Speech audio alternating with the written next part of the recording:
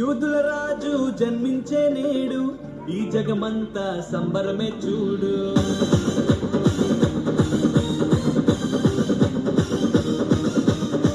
కన్య మరియ గర్భమునందు నా ప్రియ యేసు జన్మించినాడు.